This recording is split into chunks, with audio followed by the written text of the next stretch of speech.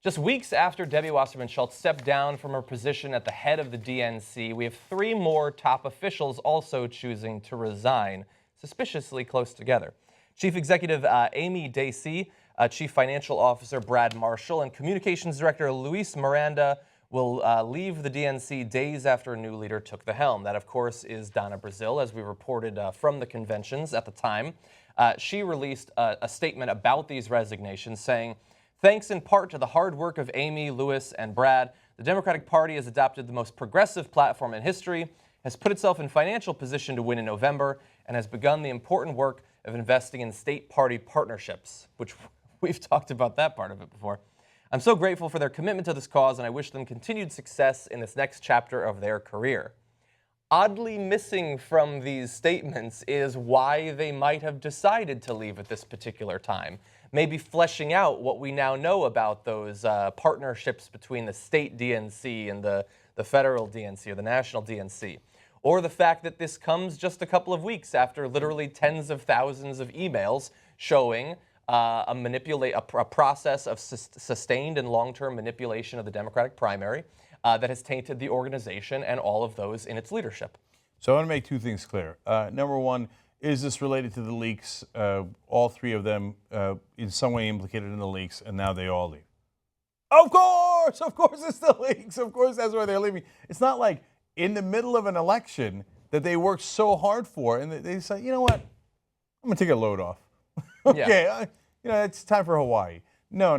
They were asked to leave, obviously. Yeah. Now, secondly, on the statement applauding their hard work and not mentioning that it was part of the leaks, DNC, you'll be happy to know, I pardon you.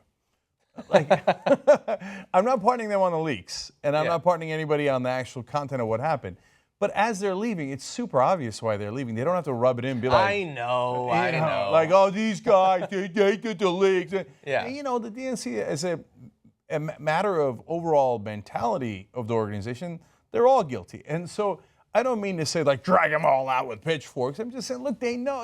Hillary, it's got to be Hillary. It's going to be Hillary. Yeah. That was the mindset of the whole organization. So these guys are not scapegoats because they were the leaders. Yeah. But they were representative of that mindset. That's why they're leaving. Everybody knows that. So you don't have to rub salt in the wounds. That's true. So if you wanted them to leave, congratulations. You got what you wanted. And Donna Brazile, immediately after Debbie Wasserman Schultz was announced to be stepping down, did release that letter that we talked about on the show where she admitted that there were some things that had gone on that perhaps should not have. And so that was at least an acknowledgement that I haven't heard in any form from Hillary Clinton or her campaign yet. But just to give you an idea of how tied in with some of the worst revelations from those emails these particular officers were, we have excerpts from 2 of the emails.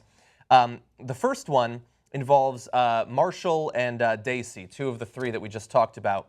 Marshall says, "My Southern Baptist peeps would draw a big difference between a Jew and an atheist, talking about the possibility of them stressing that sure, Bernie Sanders might technically be Jewish, but we think he's more of an atheist."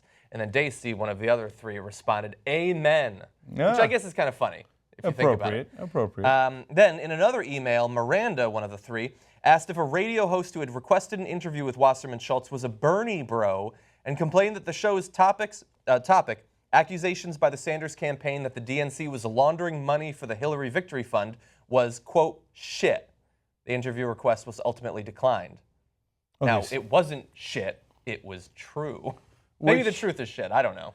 Yeah, well, which ironically the leaked emails proved. I mean, it was already proven. It was right out in the open. Yeah. The Hillary Clinton supporters gave money to the state parties and the DNC, and they funneled the money back to Hillary's campaign. That's a fact. But anyway, you see it in the leaked emails as well, like, let's go ahead and do that. Yeah. So, but here in the leaked emails, they're like, how dare they accuse us of this? Because they're in their bubble.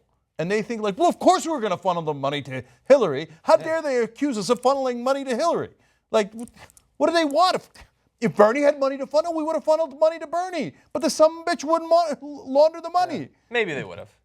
No, by the way, that's a defense that I have heard from the establishment. That if, like, for example, if Biden was running and he wanted to do money laundering, they would have done it for him too. Yeah. And it's just that Bernie's like this annoying guy who's principled and didn't have donors that needed to funnel their huge money bundlers, through I the DNC, and they're like, we would have been even. Yeah. We love laundering money. It's amazing that it was even legal in the end. It seems like such an obvious just attempt to get past the few campaign finance regulations that we actually have. It's a loophole, but it's this massive, gaping loophole. Yeah, but I'm not at all surprised by that. The campaign finance laws are riddled with giant loopholes you can drive a truck through. Yeah. So, and I don't want anybody to get the wrong idea. When we say money laundering, it's not illegal. It is insane rules where bribery has basically been legalized. All of this is legal. They circulate the money, and they're like, oh, sorry, we followed the law. That was the loophole. And we would have, if Bernie was corrupt, just like everybody else, we would have done it for him too. And they really genuinely don't get why that's a problem. They're like, what do you want us to do? Not take any money? Kind of. Yeah. Right. I don't believe in unilateral disarmament. You know, I would want to run very, very tough campaigns. But Bernie already showed that you can run a tough campaign and raise plenty of money. In fact, he outraised Hillary Clinton for much of the campaign by doing it from the people. Yeah. But they're too afraid to do that, so they won't do it. Now, in the past, by the way, and for when Obama did this too, I pardoned him because back then, Bernie, there was no one who had proved that you could do it with small donations. So I didn't want the Democrats to have a giant disadvantage before you fixed the system. But now Bernie has proven that you wouldn't have a giant disadvantage. You actually could do it that way. But Democrats go, no way, no, not in a general election. You don't understand. And it could theoretically provide an actual advantage. Oh, I think it would provide a huge advantage. There would be no bigger single thing that she could do, not just words, actual action to show that I understand your concerns. I too see how fucked up this system is, and I'm going to, even if it makes it more difficult for me to become president, I'm going to be the one to step forward and try to change it. Not just talk about changing it someday. I'm going to change it right now myself. Well, you know that's my rule. That if Hillary Clinton did that in this election, I think she would certainly win. But I know that they would think that that's way too unrealistic.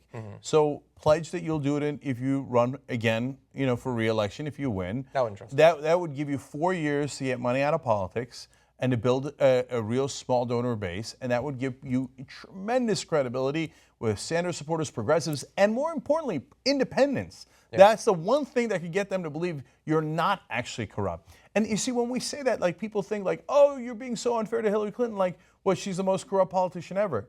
No, we're saying she's just as corrupt as other politicians. And so we're actually agreeing, because a lot of her defenders will be like, what do you mean she's not any more corrupt than anyone else? Exactly, right? And we're asking her to not do that because the system is corrupted. We're asking her to change the system. And I know a lot of the old school people think that's unrealistic. No, we have to bow our heads and accept that corruption is the rule. Yeah. And why don't you rascally progressives that are annoying us just go away already and accept the corruption? Yeah. And what we're telling you is we're not going to accept it. And part of what happened here is that some of it was exposed, and now those people no longer have their jobs. Look, I don't celebrate it because I don't think that they're particularly bad people at all. I just think they're part of the system, and the system has to change. And every once in a while, when they get caught, the system will chew up a couple of these guys and spit them out and go, oh, there goes Dacey and Miranda and these guys. And just tiny small note here, even the worst email on how we should say that Bernie's an atheist, a lot of people are characterizing that as anti-Semitic. I don't think it is at all. I think it's anti-atheist. It's anti-atheist. That's right. He's saying, like, if he's Jewish, that's fine. So let's try to paint him as an atheist, right? Yeah. It does question his faith. So anyway, get that right. But even so, I don't think that guy is particularly evil. I just think he's part of the system where they go, give me all the corporate donor money, and then I will do favors for them. Yeah. And if anybody challenges the system, I'll write snide emails behind their back of, oh, yeah, right. Like, we're going to let this atheist who doesn't believe in taking corporate donations win. And then when we complain about that, they're like, what? That's the system. Yeah. Exactly. And that's the system we want you to change.